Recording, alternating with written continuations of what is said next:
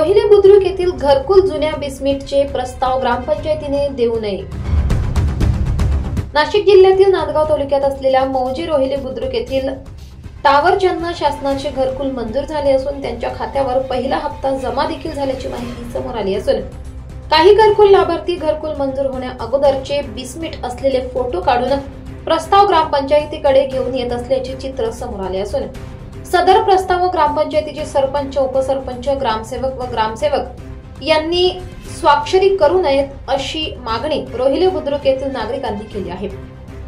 याबाबत सविस्तर वृत्त असे की रोहिले बुद्रुक हे गाव खारी बृहत लघु सिंचन तलाव तालुका कन्नड जिल्हा औरंगाबाद प्रकल्पात पुढच्या क्षेत्रात गेल्याने या गावाचे नवीन गावठाणमध्ये स्थलांतर झाले आहे।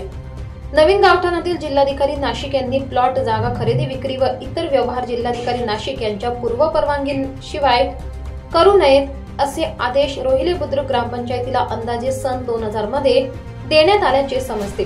तरी देखील काही लोकांनी शासनाची कुठल्याही प्रकारची पूर्व परवानगी नंतर प्लॉट, जागा खरेदी केली असल्याची खात्रीशीर वृत्त आहे। त्याच जागेवर एका घरकुल लाभार्थ्याने घरकुल मंजूर होण्याच्या अगोदर घराचे बांधकाम सुरू करण्यासाठी बेसमेंटचे बांधकाम केले होते।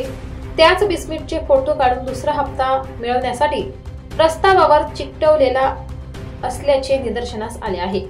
ग्रामपंचायतीने सदरच्या प्रस्तावावर स्वाक्षऱ्या करून त्याला दुसरा हप्ता मिळण्याकामी बेकायदेशीर काम केल्यास ग्रामपंचायतीच्या विरोधात कारवाई करण्याबाबत आंदोलन छेडून उपोषण करण्यात येईल असा इशारा रोहिले बुद्रुक नागरिकांमध्ये चर्चा सुरू आहे।